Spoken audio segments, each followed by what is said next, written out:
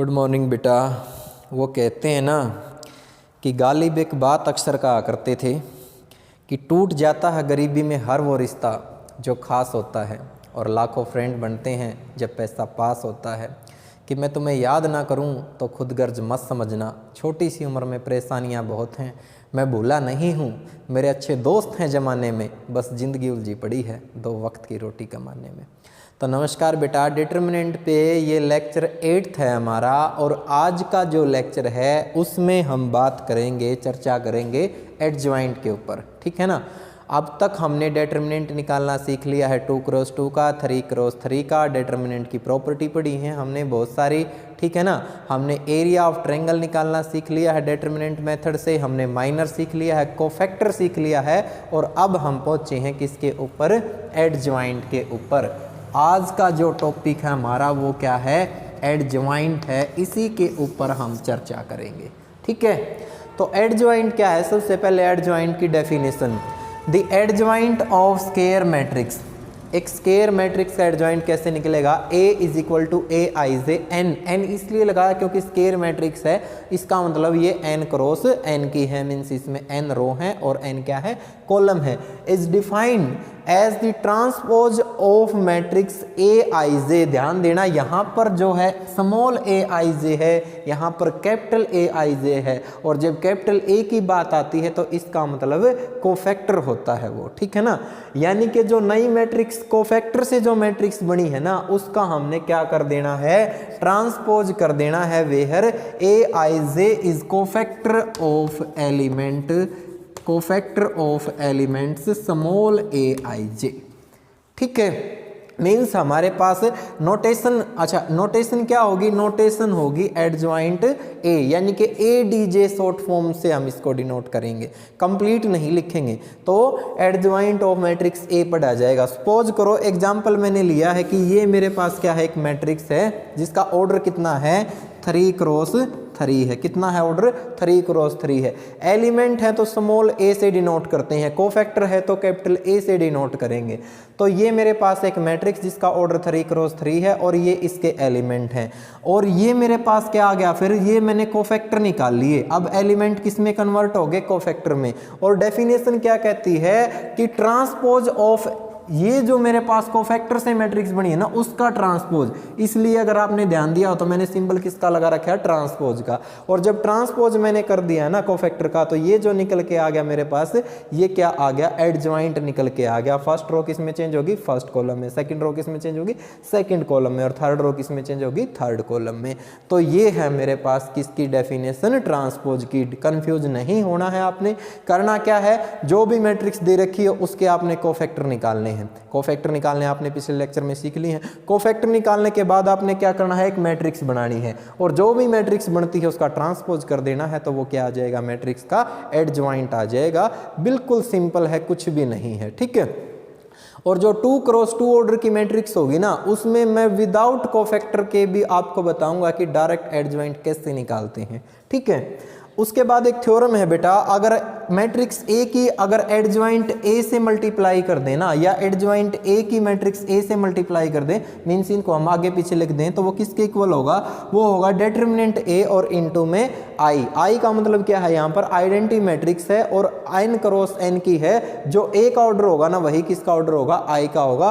तो ये थ्योरम्स भी आपने ध्यान रखनी है। हालांकि इसका जो प्रूफ है ना, प्रूफ मैं ग्रुप में जरूर सेंड करूंगा, और ग्रुप में क्या मैं अभी बता देता हूं, थोड़ा सा छोटा सा ही प्रूफ है, ज़्यादा लंबा चौड़ा प्रूफ नहीं है, सिंपल सा ही इसका प्रूफ है। ठीक है ना। अब आप एक बार देख लें इसको। ठीक है। क्या है? इसने कहा है कि ए और इनटू में एडजॉइंट ए। ठीक है। अभी मैंने एक मैट्रिक्स ए भी लिखी थी और एडजॉइंट भी लिखा था, तो ये तो एडजॉइंट को तो मैंने छोड़ दिया यूं का यूं। ठीक है ना। ये तो क्या रह गया मेरे पास? सपोज करो उस मैट्रिक्स ए का क्या है? एडजॉइंट है, क्योंकि ट्रांसपोज इसका कर रखा है। ठीक है ना। और इनटू में क्या है? ए। ए क्या है? A11, A12, A13, A21, A22, A23, A31, A32, A33। ठीक है। ये है मेरे पास। प्रूफ मैंने करना है कि a इंटू एडजॉइंट ए किसके इक्वल होगा? डिटर्मिनेंट a इंटू में आई एन। तो a एज इट इज और एडजॉइंट ए, एडजॉइंट ए। तो ये मेरे पास ए मैट्रिक्स और ये एडजॉइंट है, तो मल्टीप्लाई कीजिए कि फर्स्ट रो की मल्टीप्लाई किससे होगी, फर्स्ट कॉलम से होगी। तो ध्यान दीजिए क्या आ जाएगा, ये आ गया मेरे पास A11 capital A11, A12 capital A12, A13 capital A13। ठीक है ना, बच्चों को समझ ये लग रहा होगा कि सर आगे वाले एलिमेंट कैसे लिखेंगे, अरे कोई दिक्कत नहीं है। देखो A11 कैपिटल A11 आया है, A12 कैपिटल A12 आया है, A13 कैपिटल A13 आया है। अब जैसे ही फर्स्ट रो की मैं मल्टीप्लाई करूंगा ना किससे, सेकंड कॉलम से, तो ये है मेरे पास A11 और यहाँ कितना है A21। तो जब हम इसको कंप्लीटली सिंप्लीफाई करते हैं ना तो क्या आ जाता है, 0 आ जाता है। इसी प्रकार ये भी 0 आ जाएगा। कब 0 नहीं आएगा, जब कॉरस्पॉन्डिंग एलिमेंट की मल्टीप्लाई कॉरस्पॉन्डिंग कोफैक्टर से होगी, मीन्स ये A11 ये भी A11 होगा ना तो 0 नहीं आएगा, अदरवाइज क्या आ जाएगा, 0। इसी प्रकार यहाँ पर 0 आ जाएगा। जो बीच वाला A22 पोजीशन होगी ना सेम यही एलिमेंट आएगा, ठीक है ना, एज इट इज ये का ये आ जाएगा A11 plus A12 plus A13 और A13 और अगला एलिमेंट क्या आएगा, फिर 0 आ जाएगा। फिर यहाँ पर 0 आएगा, यहाँ पर 0 आएगा और यहाँ पर फिर सेम यही एलिमेंट कि A11 A12 और A13 और कितना आ जाएगा, कैपिटल A13। ठीक है, तो ये आ गया मेरे पास निकल के, बोलो क्या दिक्कत है। ठीक है ना, मैंने क्या किया है, ए मैट्रिक्स की एडजॉइंट ए से मल्टीप्लाई की है। और सभी को पता है कि जब मल्टीप्लाई से पहले वाले लेक्चर में हमने बता तो रखा है कि कॉरस्पॉन्डिंग एलिमेंट है तो एज इट इज और अदरवाइज क्या आता है, 0 आता है। इसका प्रूफ भी हमने बताया था। अब ध्यान दीजिए ये किसकी डेफिनेशन है, ये डेफिनेशन है डिटरमिनेंट की। तो इसको मैं लिखूंगा डिटरमिनेंट ए, यहाँ पर 0 यहाँ पर 0 0 डिटरमिनेंट ए 0 0 0 और डिटरमिनेंट ए। ये बात समझ में आई आपको, ठीक है। Now taking common determinant A from R1 R2 and R3। ये मैट्रिक्स नहीं है, determinant is not a matrix, determinant is a number, ठीक है। और नंबर को हम क्या कर सकते हैं, मैट्रिक्स में से कॉमन ले सकते हैं। तो हमने क्या किया, डिटरमिनेंट ए को कॉमन ले लिया, ठीक है ना, डिटरमिनेंट ए को कॉमन ले लिया तो कितना रह गया, 1 0 0 0 1 0 0 0 और 1, ठीक है ना। अब यहाँ पर ये कंफ्यूज नहीं होना है कि सर इसका क्यूब क्यों नहीं बा रहा है, क्योंकि बेटा मैट्रिक्स में से कॉमन लिया है। और स्केलर मल्टीप्लिकेशन में हमने पढ़ा था अगर एलिमेंट को हम कॉमन ले लें तो वो सभी से मल्टीप्लाई होता है, जबकि डिटरमिनेंट में पावर आती है उसकी बाहर, ठीक है। तो ये तो हो गया डिटरमिनेंट ए और ये क्या रह गया, ये रह गया आई और ऑर्डर कितना है, 3 है। तो बच्चों यही तो बात है और क्या है, यही तो है ये कि डिटरमिनेंट ए इंटू में आई एन। यहाँ पर मैट्रिक्स ए का ऑर्डर n क्रॉस n था, यहाँ पर कितना 3 क्रॉस 3 है तो आई 3 आ गया। तो ये है इसका प्रूफ, बिल्कुल सिंपल है, कुछ भी नहीं है, ठीक है। तो ये भी आपने ध्यान रखना है। उसके बाद आपने क्या ध्यान रखना है, एक बार आप प्रत्येक चैप्टर में से जब भी आप क्वेश्चन करते हैं ना उससे पहले अगर आप प्रॉपर्टी कर लेना तो एक्सरसाइज कुछ भी नहीं होती। फिर अब आपको ये प्रॉपर्टी पढ़ रहे हो तो थोड़ी सी बोरिंग महसूस हो रही होगी कि सर क्या समझा रहे हैं, समझ में नहीं आ रहा कुछ भी। आपको जो भी समझ में आ रहा है आप कोशिश कीजिए समझने की। और बच्चों जब आप एक्सरसाइज करोगे ना तो आपको बड़ा मजा आएगा फिर सॉल्व करने में, ठीक है ना। बच्चे क्या करते हैं कि सिर्फ और सिर्फ एक्सरसाइज की तरफ भागते हैं कि बस जल्दी से एक्सरसाइज समझ में आ जाए और हमारे मार्क्स आ जाएं। बेटा मार्क्स लेना कोई बड़ी बात नहीं है। और मैथ में जो है क्वेश्चन सोल्व करना, मैथ पढ़ना नहीं होता जब तक आप उसकी मेन प्रॉपर्टी में नहीं जाओगे, उन प्रॉपर्टी के आपको प्रूफ का नहीं पता होगा। मैं नहीं मानता कि आप मैथ के अच्छे स्टूडेंट हैं। आप मैथ के अच्छे स्टूडेंट तब होंगे जो भी चीज़ आई है उसके पीछे क्वेश्चन मार्क लगाइए और सर से क्वेश्चन कीजिए कि सर ये कैसे आया, इसका प्रूफ हमें चाहिए है, फिर क्वेश्चन कीजिए। क्वेश्चन तो बेटा कोई भी कर लेगा, ठीक है ना, आप हेल्प बुक में से भी कर सकते हैं, ठीक है ना। और मैथ के क्वेश्चन सोल्व करना आ जाए तो यूँ मत समझना कि हमें मैथ आ गया जी, सारी की सारी आपको प्रॉपर्टी आएंगे ना तब मैथ आएगा आपको।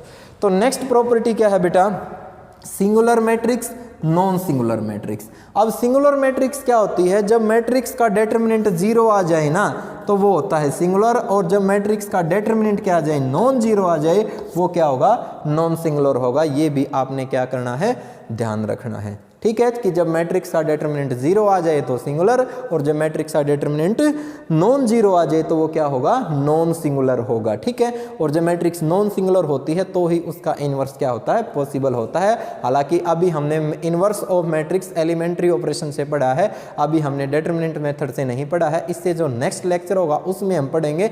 आज के लेक्चर में हम एडजॉइंट पे बात कर रहे हैं, एडजॉइंट पे ही अब क्वेश्चन करेंगे। तो एक्सरसाइज है बेटा 4.5 और उसके 2 ही क्वेश्चन सोल्व करेंगे, हम ज़्यादा नहीं करेंगे क्योंकि इन्वर्स का जो कंसेप्ट है ना वो हम अगले लेक्चर में करने वाले हैं।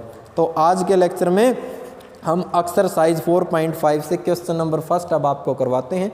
सिंपल क्वेश्चन है, अकॉर्डिंग टू फॉर्मूला रूल भी बताऊंगा मैं आपको, और मैं क्या बताऊंगा आपको, जो है डायरेक्ट मेथड से भी मैं आपको इसका क्या नाम है, एडजॉइंट निकालना बताऊंगा।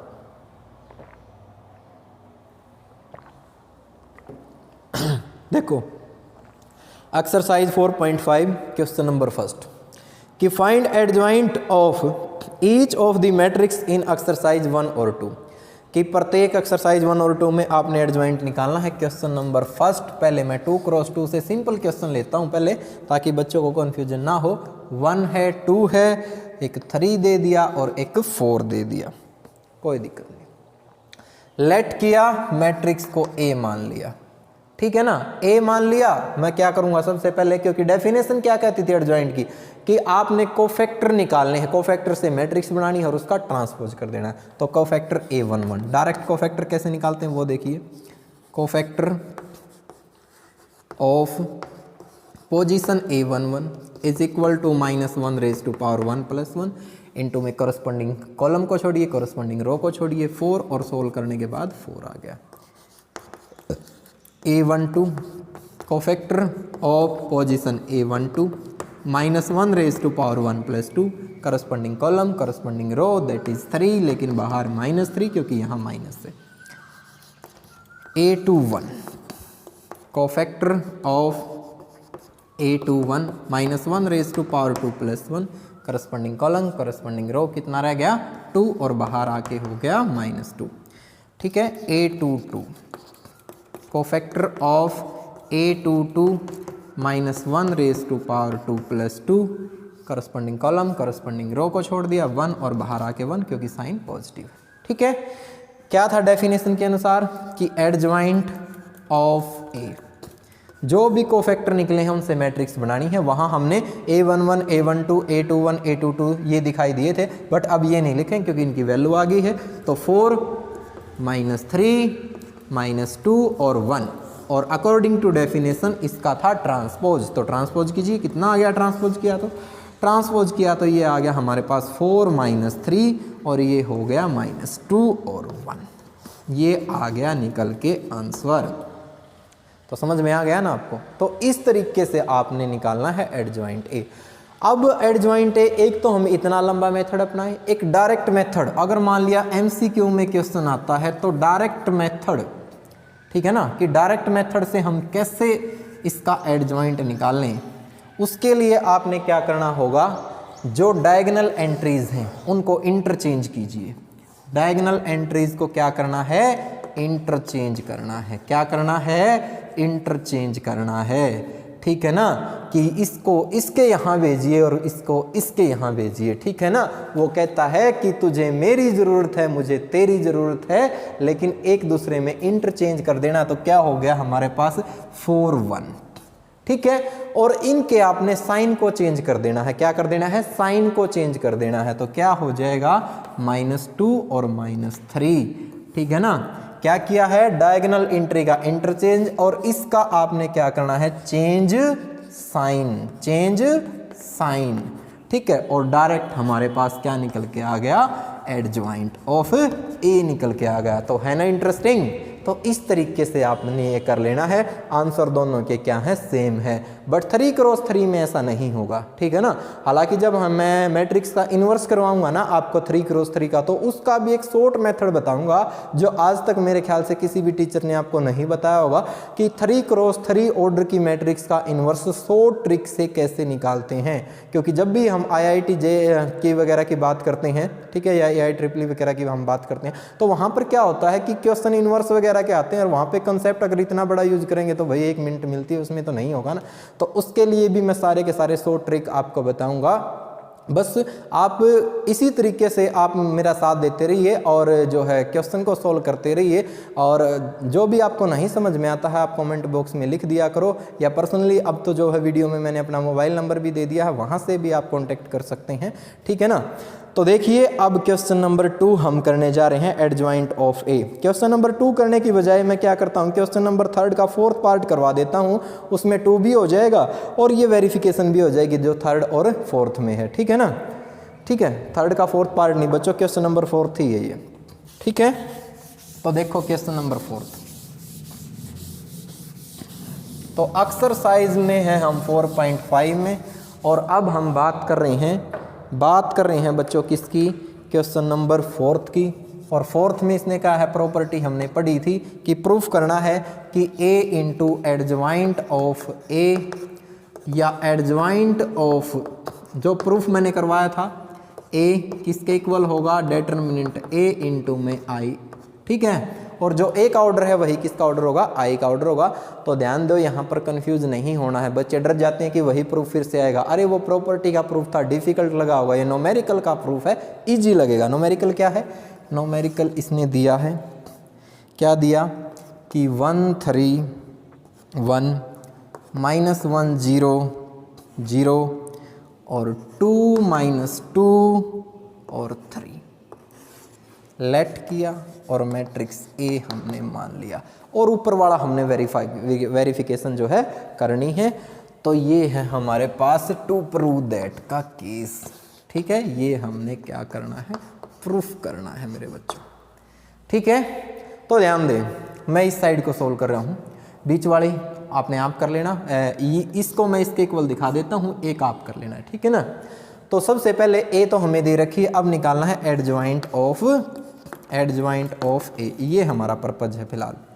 एडजॉइंट ऑफ ए निकालने के लिए जो भी मैट्रिक्स है उसके हमें कोफैक्टर निकालने होंगे। तो जल्दी से कोफैक्टर A11, फॉर्मूला है cofactor of position A11 is equal to -1 raise to power 1 + 1, corresponding column, corresponding row, remaining का डिटरमिनेंट दैट इज 0, सोल्व किया तो 0, ठीक है। A12 कोफैक्टर ऑफ A12, क्योंकि इससे आप भली बात ही परिचित हैं, इसमें ज़्यादा टाइम खराब नहीं करेंगे। करस्पॉन्डिंग कॉलम, करस्पॉन्डिंग रो, 3 3 9 और प्लस के 2 11 और बाहर आके किसका हो गया, -11 हो गया, ठीक है। A13 cofactor of A13 is equal to -1 raise to power 1 + 3, corresponding row, corresponding column, 0 हो गया तो 0 बाहर आके 0। A21 cofactor of A21 -1 raise to power 2 + 1, corresponding column, corresponding row, ये माइनस का था ना, एक मिनट, हाँ माइनस ही है। तो A21 corresponding column, corresponding row, -3 और 0, -3 बाहर आके प्लस के 3 क्योंकि negative sign. A22 -1 raise to power 2 + 2, corresponding column, corresponding row, 3 एकम 3 2 1 और बाहर आके 1। A23 -1 रेज टू पावर 2 + 3, ये कॉलम ये रो, 0 प्लस का 1 और बाहर आके -1।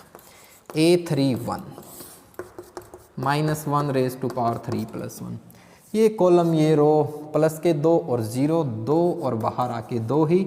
नेक्स्ट -1 रेज टू पावर 3 + 2, ये कॉलम ये रो, -2 -6 -8 और बाहर आके आ गया +8 और लास्ट -1 रेज टू पावर 3 + 3। तो ये कॉलम और ये रो 0 और यानी कि +3 और बाहर आके क्या हो गया, +3 हो गया। तो सारे के सारे कोफैक्टर निकल गए। हमारा पर्पज़ क्या था, एडजॉइंट ए निकालना। मैट्रिक्स बनाई, फिर उसका क्या करेंगे, ट्रांसपोज। तो 0 -11 0, यहाँ पर है 3 1 -1 2 8 और 3, और अब हमने क्या कर देना है, इसका ट्रांसपोज। कितना आ गया, 0 -11 0, 3 1 -1 2 8 और 3, 2 8 और 3, प्रूफ क्या करना है कि मैट्रिक्स ए की, अगर मैट्रिक्स ए क्या है, 1 है, 3 है, 1 है, और -1 0 0, और 2 है, -2 है, और कितना है, 3 है, ठीक है ना। और इसकी अगर एडजॉइंट से मल्टीप्लाई करें तो 0 -11 0, 3 1 -1 2 8 और 3, ठीक है। मल्टीप्लाई कीजिए, okay. First row first column, 0 + 11 0, तो ये तो एलिमेंट आ गया 11, 3 -1 -2, ये आएगा 0, 2, फिर -8 + के 6, ये भी कितना आ गया, 0, ठीक है। यहाँ पर आ गया 3, sorry second row first column कितना आ गया, 0, यहाँ पर आ गया 3 0, एक मिनट, क्या था हमारे पास, सेकंड रो सेकंड कॉलम 3 0 और प्लस के 2, जरा सी मिस्टेक आ रही है, कोनो गलती हो गई का भाई हमसे, कोनो गलती हुई है का, 0 A ये ठीक है सारे के सारे एलिमेंट, हाँ हाँ, ओके ओके, चलो देखते हैं, कोई बात नहीं। सेकंड रो सेकंड कॉलम, हाँ ठीक तो है, 3 3 9 और प्लस के 2 11 ही आएगा भाई, और यहाँ पर 0 0 0 2 और 3 3 9, और ये कितना हो गया, 11, ओके ओके ओके ओके, ठीक है। ये थी हमारे पास ये साइड जो कि हमने सॉल्व कर ली है, ठीक है ना। अब बात करते हैं इस साइड की, कि ये साइड भी निकल के क्या आनी चाहिए, ये आनी चाहिए। तो ये साइड क्या है, डेटर्मिनेंट A इंटू में I, तो डेटर्मिनेंट A I निकालने से पहले डेटर्मिनेंट A मैं एक्सपेंड करता हूँ C2 से, क्योंकि मैक्सिमम नंबर ऑफ 0 है। पोजीशन -1, तो ये तो हो गई +1 में कन्वर्ट, क्योंकि पोजीशन कितनी है, A12 है, -1 raised to power 1 + 2 negative sign, तो ये तो हो गया पॉजिटिव, ये कॉलम छुट गया, ये रो 3 3 9 और प्लस के 2 कितना हो गया, 11, तो डेटर्मिनेंट तो कितना आ गया, 11। अब 11 की मल्टीप्लाई I से, I कितना ऑर्डर होगा, जो ऑर्डर A का है, A का ऑर्डर कितना है, 3 × 3, तो सोल्व किया तो कितना आ गया, 11 0 0 0 11 0 और 0 0 11, और यही क्या थी हमारी, ये साइड थी। तो इस तरीके से आपने कर लेना है कौन सा, क्वेश्चन नंबर 4, ठीक है ना। लंबा जरूर है, लेंथी जरूर है, मैं मानता हूँ, लेकिन मुश्किल नहीं है, ठीक है ना, डिफ़िकल्ट नहीं है, भले ही क्वेश्चन लेंथी जरूर है, लेकिन कोई दिक्कत नहीं है, हम आसानी से इसको कर लेंगे। अगर मेथड हमें पता है, जब सारी चीज़ें पता हैं, तो कोई दिक्कत नहीं है, कैलकुलेशन भले ही लंबी हो, ठीक है ना। इसी को तो गणित कहते हैं कि एट लास्ट हमने मंजिल पर पहुंच जाना है, ठीक है। तो इस तरीके से आपने कर लेना है बेटा कौन सा, क्वेश्चन नंबर 4। तो एक्सरसाइज 4.5 से क्वेश्चन नंबर 1 और 2 में एडजॉइंट निकालना था, वो करना है। 3rd और 4th में एडजॉइंट A इंटू में matrix A equal to determinant of A into I, ये आपने प्रूफ करना था। दोनों क्वेश्चन आपने ये भी करने हैं। जितनी भी प्रॉपर्टी बताई है एडजॉइंट पे, प्रॉपर्टी आपने जरूर करनी है, क्योंकि MCQ क्वेश्चन आपका प्रॉपर्टी से ही बनता है। और कल को कोई कंपटीशन लेवल का जब टेस्ट दोगे ना, तो ये प्रॉपर्टी ही आपको टेस्ट क्लियर करवाएंगे मेरे लाडलो, क्वेश्चन नहीं करवाएंगे, ठीक है। तो आज के लेक्चर में बस इतना ही। तो मिलते हैं बेटा एक नए लेक्चर में, तब तक के लिए सभी को जय हिंद। अगर लेक्चर पसंद आए तो लाइक कीजिए, अगर पसंद नहीं आता है तो डिसलाइक भी कर सकते हैं।